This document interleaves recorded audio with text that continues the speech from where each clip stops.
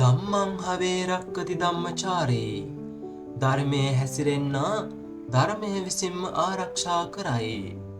මේ උතුම් ධර්ම දේශනාව ශ්‍රවණය කිරීමෙන් ඔබටත් ලෝවැසි සියලුම දෙනාටමත් ශත ශාන්තිය ආශිර්වාදයම වේවා. දිනපතා උතුම් ධර්ම දේශනා ශ්‍රවණය කිරීම සඳහා අපගේ ධර්මවාහිනී නාලිකාව සබ්ස්ක්‍රයිබ් කොට බෙල් අයිකන් එක ක්ලික් කර අප සමග එකතු වන්න. ඔබ සැමට සම්මා සම්බුදු සරණයි. පොඩි එකේ දවසක් බලන්න ඉඳලා උගේ තාත්තා අරක්කු බොන දිහා අම්මා බනිනවලු තාත්තා බීලා කියලා. ඒ ගමන් පොඩි එකා ළඟට ඇවිල්ලා කිව්වලු අම්මා පව් තාත්තට බනින්න එපා. අම්මා රවලා බැලුවලු කොල්ලා දිහා. ඒ ගමන් කිව්වලු තාත්තා කැමැත්තෙන් නෙමෙයි බිව්වේ අප්පිරියාවෙන් බිව්වේ කිව්වා. මූණ ඇඹුල් කරලා කෙල ගැහුවා මං දැක්කන්නේ. බලන්න. ඒ කියන්නේ දිවේ අවශ්‍යතාවයකුත් නෙමෙයි. ඇහි අවශ්‍යතාවයකුත් නෙමෙයි. කනේ අවශ්‍යතාවයකුත් නෙමෙයි. නහයේ අවශ්‍යතාවයකුත් නෙමෙයි. හිතේ අවශ්‍යතාවය පුතා. හිතනේ කියන්නේ බීපිය කියන්නේ. හිත තමයි කියන්නේ. ඒකල ඇදගෙන යනවා. ඔබ වහලෙක්. හැම පාපයකම ස්වභාවය ඔබ ඇදගෙන ගිහිල්ලා ඒකේ දානවා. අපේ බෞද්ධ දර්ශනයේ තියෙන ලොකු හාමුදුරුවෝයි පොඩි හාමුදුරුවෝයි දෙන්න පන්සලේ ඉන්නවා මෙහෙ වාගේ කියලා හිතමුකෝ. ලොකු හාමුදුරුවෝයි පොඩි හාමුදුරුවෝයි පන්සලේ ඉන්නවා මේ දෙන්න පිණ්ඩපාතේ යනවා. ඒ කාලේ පන්සලට දාන්නේ ගෙනාවේ නෑනේ. පිඩුසිඟා වඩිනවා. පිණ්ඩපාතේ වඩිනකොට ගඟක් අයින දිගේ තමයි යන්න තියෙන්නේ. ගඟ අයින දිගේ යනකොට දියනාන්න ආපු ගෑනු ළමෙක් ගඟේ ගහගෙන එනවා. ඒ ළමයා අත් දෙක උස්ස උස්ස කෑ ගහනවා. ගඟ දිය පහරට අහුවෙලා ඇඳගෙන හිටපු දිය රෙද්දක් ගැලවිලා ගිහින් දැන් නිරුවත් ළමයා තමා ගහගෙන යන්නේ. මේක දැක්ක ලොකු හාමුදුරුවෝ. දැකලා අහක බලාගත්තා. පොඩි හාමුදුරුවෝ දැක්කා. දැකලා පොඩි හාමුදුරුවෝ පිණ්ඩපාතේ යන්නගෙන ආපු පාත්‍රෙත් සිවුරත් ගඟ යූරේ තියලා ගඟට පැන්නා. ගඟට පැනලා පීනගෙන ගිහිල්ලා අර ළමයාගේ කෙස් වැටියෙන් අල්ලාගෙන පුළුවන් ප්‍රමාණයක් පීනගෙන අරගෙන ආවා. බිමට අඩිය ගහන්න පුළුවන් මට්ටමේදී ගෑනු ළමයාව මෙහෙම අත් දෙකෙන් උස්සාගෙන ඇවිල්ලා ගඟ යුරෙන් තිබ්බා. ගඟ යුරෙන් තියලා හාමුදුරුවෝ සිවුරක් දාගෙන පාත්‍රෙත් තරම් පිණ්ඩපාතේ වැඩියා. ලොකු හාමුදුරුවෝ තරහින් යන්නේ. පිණ්ඩපාතේ ගිහිල්ලා දානෙත් ලබාගෙන ආවා. ඇවිල්ලා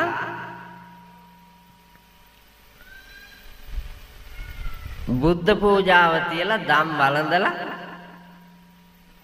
කෙටි විවේකයක් අරගත්තාම සුපුරුදු පරිදි මලු පෙත්මන් නැමදලා බුද්ධ වන්දනාදිය කරලා ගිහිල්ලා ලොකු හාමුදුරුවන්ට වන්දනා කළා.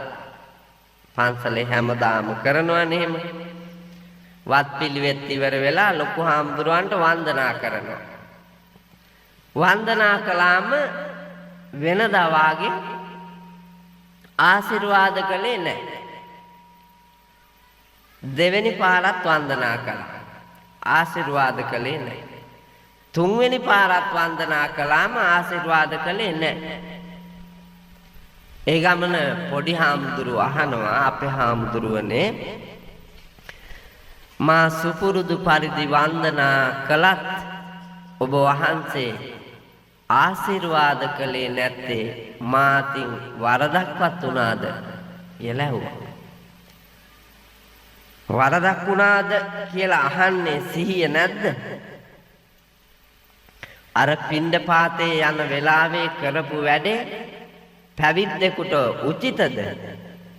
නිර්වස්ත්‍රව හිටපු ගැහණියක් දෑතින් ඔසවාගෙන ඇවිල්ලා ගඟ යූරේ තිබ්බා. සිහියේ නැද්ද? මේවා ශ්‍රමණයාට හොඳයිද? බැන්න. නිහඬව හිටපු පොඩි හාමුදුරුවෝ ලොකු හාමුදුරුවන්ට කියනවා, අපේ හාමුදුරුවනේ මේ කියනකොටනේ මට මතක් වුණේ මං ඒ ගෑනු ළමයා ජීවිතේ බේරගන්න ආයාචනා කරනකොට කෑමොර ගානකොට මිනිස්සෙක් හැටියට වෙන්න පුළුවන් පිහිටක් වෙන්න මම ගඟට පැනලා ඒ ළමයාව බේරගෙන ආවා. මං උස්සගෙන ඇවිල්ලා ගඟ යුරෙන් තියලා මං ඒ ගමන ගියා. මගේ ඒ සම්බන්ධය ඒ කාර්යය එතනින් මං නිමා කළා. ඒත් අපේ හාමුදුරුවෝ තවමත් ඒ ගෑනු ළමයා උස්සගෙන ඉන්නවා වාගේ මට දැනෙන්නේ කියලා කිව්වා. ඔක තමයි හිතේ හැටි. අපි සිද්ධියක් දැකලා සිද්ධියකට සම්බන්ධ වෙලා ඒක එහෙමම අතාරිනවා. සමහරු ඒක ජීවිතේ අල්ලාගෙන තියාගෙන යනවා. උවමනා දෙයක් අල්ලාගෙන තියාගෙන ගියාට කමක් නැහැ. නූමනා දෙයක් අත්හැර දමා යන්නට පුළුවන් නම් ඒක තමයි ශ්‍රේෂ්ඨත්වය.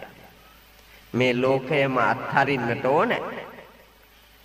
හැබැයි මේ ගිහි ජීවිතයේ ගෙවන ඔබේ ලෞකික ජීවිතය තුල තබා ගත යුතු දේවල් ඒ අවස්ථාවට තබාගෙන අත්හැර දමන්නට තද බැඳීමක නොතබන්නට වග බලා ගන්නවා නම් මේ ගැටීම් නැති වෙනවා.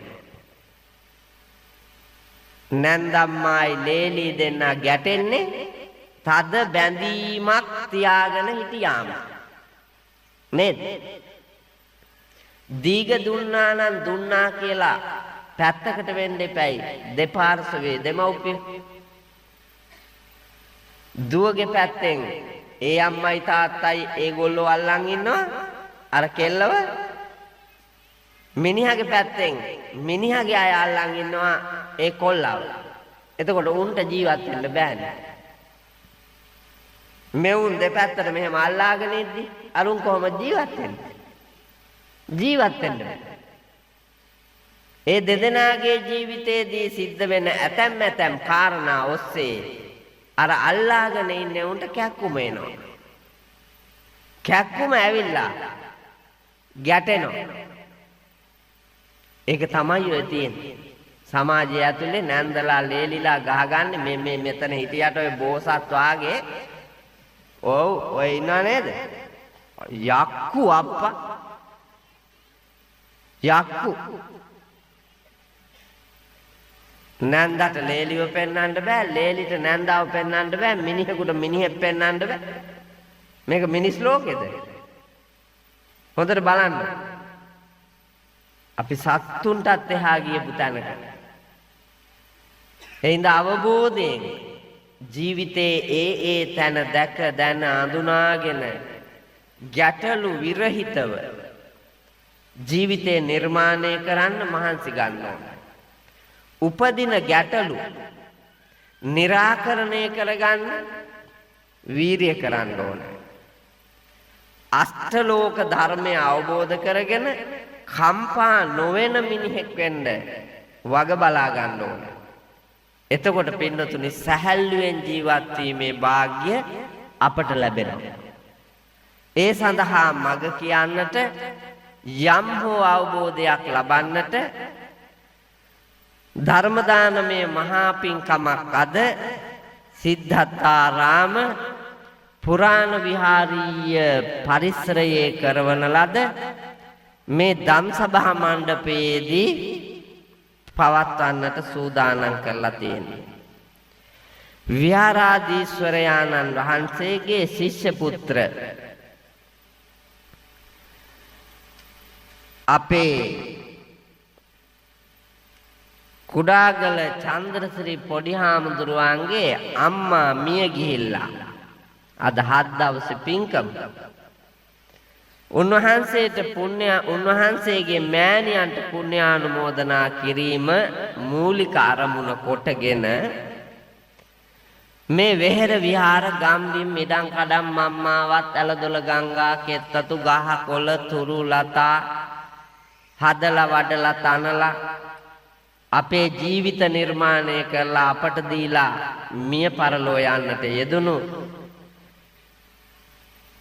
මේ විහාරස්ථානයේහි විහාරාධිපතිව වැඩහිඳ අපවත් වී වදාළ නායක ස්වාමීන්ද්‍රයාණන් වහන්සේලා ග්‍රාමවාසී නිගමවාසී ප්‍රදේශවාසී ඔබේ අපේ අම්මා තාත්තා අත්තා මුත්තා නත්තපනත්තාදී කුල දෙටුවෝ ඥාති හිත මිත්‍රාදීන් පිංගණ්ඩ ඉන්නවා නම් ඒ සෑම සියලු දෙනාටම අපි මේ සිදු කරනු ලබන උතුම් පුණ්‍ය ධර්මයන්ගේ බෙලෙන් සසර වසනතුරු නිවන් දක්නා ජාති දක්වාම නරකාදියක නොවැටේවා සුගති ලෝකයක උත්පත්තිය ලැබේවා ලැබූ උපතට ආයු වර්ණ සැප බල ප්‍රඥා හිමි කරගන්න වාසනාව වේවා ලැබූ ප්‍රඥාවෙන් යථාර්ථවාදී ලෝකය දැක චතුරාර්ය සත්‍ය ධර්ම අවබෝධයෙන්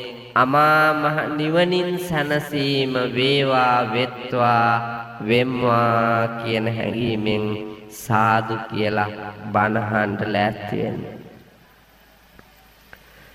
පින්නතුනි මම මාතෘකා කරන්නට යෙදුනේ අද ධර්මානුශාසනාවේ ප්‍රධාන දායකත්වයේ දරන්නේ කාන්තාවක් හින්දා බුදුරජාණන් වහන්සේ ගැහැණියක් වර්ණනා කරලා දේශනා කොට වදාළ උතුම් ගාථා රත්නයක් අක්ඛෝදේන ජිනේ කෝදං අසාදුං සාදුනා ජිනේ ජිනේ කදරියං දානේන සච්චේන අලිකවාදින උපාසකම්මලට මතකද ඒ කතාව උපාසකම්මලා ඕන්දලා සිල් ගණ්ඩාවට බොරු කරන්නේ ඔක්කොම ඇත්තම මම මේ කියන්නේ මූණ බලාගෙන නැති තැන කියන්න හොඳ නෑනේ උපාසක අම්මලා ඇත්තටම මිත්‍යා දෘෂ්ටික බොරු ගමනක් යන්නේ හේතුව සිල් ගන්න ඕනේ මොන වයසේද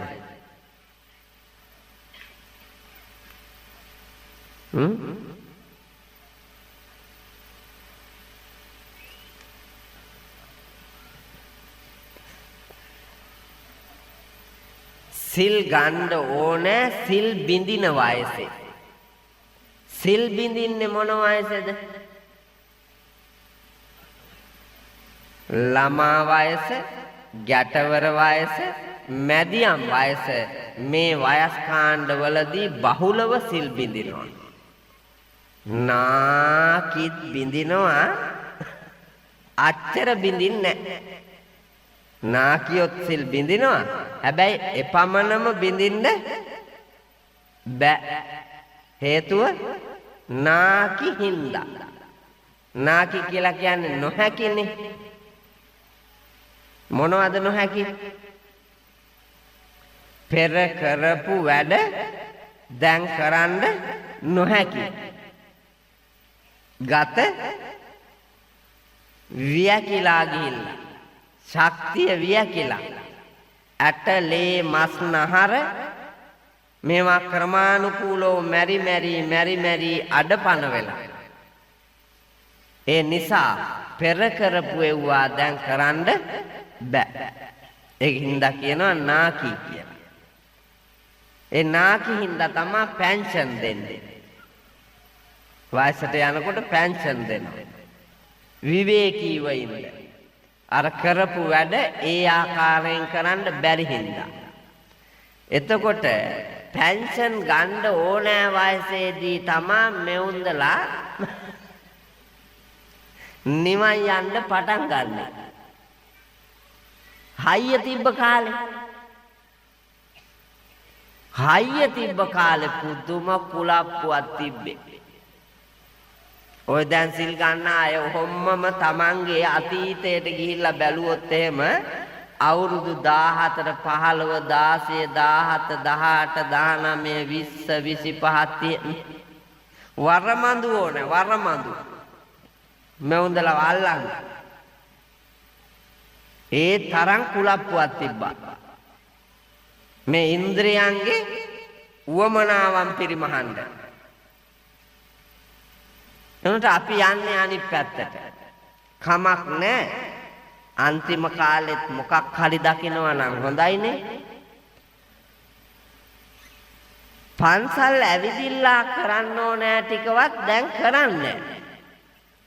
උපාසකම්මලා පොතපත කියවලා බලහත්කාරයෙන් හරි ස්වාමින් වහන්සේලා එක්කගෙන බණ මඩුවට ගෙනල්ලා දවසට බණ කතා දෙකක් තුනක්වත් අඩුතරමින් අහලා ගැටලු තියෙන තැන් ලියාගෙන සාකච්ඡා කරලා එදා දවසම ඒ වෙනුවෙන් කැප කරන්න මහන්සි ගන්න ඕනේ. නමුත් මෙවුන්දලා එන්නෙත් බොරු කරගෙන යන්නෙත් බොරු කරලා. මං එහෙම කිව්වේ අපි කියනවානේ සිල් ගද්දී අජ්ජ ඉමංච දිවසං උපෝසතං උපෝසාමි අට්ඨංග සමන්නාගතං සීලං සමාදියාමි. මොකද ඒ කියන්නේ?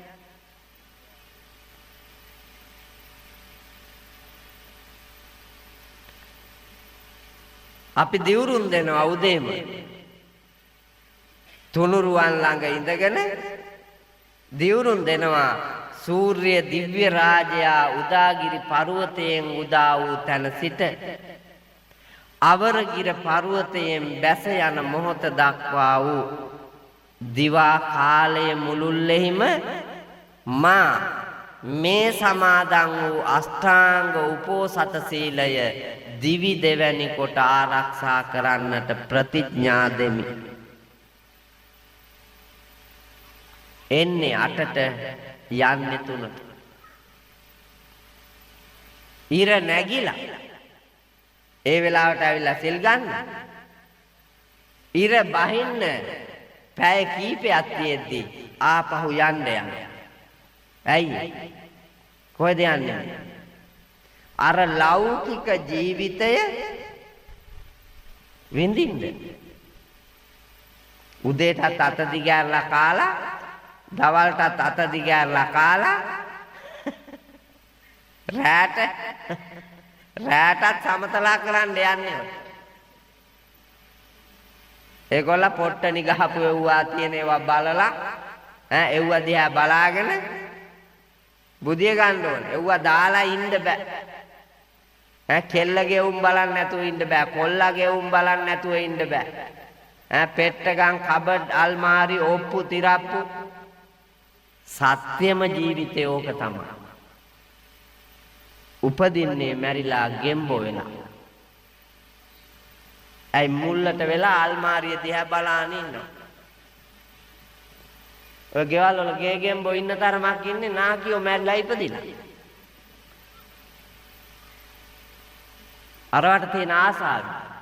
තෝදෙය්‍ය මහසිතානෝ මැරිලා ඉවර වෙලා ඉපදුනේ බැල්ලිගේ බඩේ බල්ලෙක් වෙලා. වලදාපු නිදහනේ දිහා බලාගෙන ඉන්න. ඔක තමයි ඇත්ත. නමුත් ඒ ඇත්ත පෙනිපෙනීම මෙවුන්දලා පෙරේතයිනේ. මේ මනු ලෝකේ අපි පෙරේතයිනේ. ඒක අත්හරින්නට මග කියන මාතෘකාවක් තමයි මේ ගාථා රත්නය ඇතුලේ තියෙන්නේ. ඒ කතාව තේර තේරී ගාථා කොටසේ තේරී ගාථා කාණ්ඩෙත් තියෙනවා. ධම්මපදයේත් තියෙනවා. සද්ධර්ම රත්නාවලියෙත් තියෙනවා. නමුත් මෙවුන්දලා කියවන්නේ බලන්නේ හිත් ගත්තේ නැහැ. ඒ නිසා මතකයේ නැහැ. උත්තරා තෙරණියගේ කතා වස්තුව. උත්තරා තෙරණිය යාචක දාස පවුලක ගෑනු දැරිවියක්. බලන්නකො. ඉපදිච්ච තැන බලන්නකො. යාචක දාස පවුලක. හැබැයි බුදුහාමුදුරුවන්ගේ ප්‍රශංසාව මැද්දේ ධර්මඥානය දියුණු කොට පැවිදි වී මහරහත් තෙරණින් වහන්සේ කෙනෙක් වීමේ වාග්ය රාජරාජ මහා මාත්‍යාදීන්ගේ බිරින්දෑවරුන්ටවත් හම්බෙන්නේ නැතුව දාස කෙල්ලට හම්බුණා. ඉපදිච්ච තැන බලපාන්නේ, කාපු බීපු දේ බලපාන්නේ, ඇඳපු පැළඳපු දේ බලපාන්නේ. මිනිහෙක් ඉගෙන ගත්ත දේ ජීවිතේ පෝසත් කරන්න. තුපු තැනක සොර සතුරන් ගත නොයනා සැඩ මනවත් වතුරෙන් වල නොයනා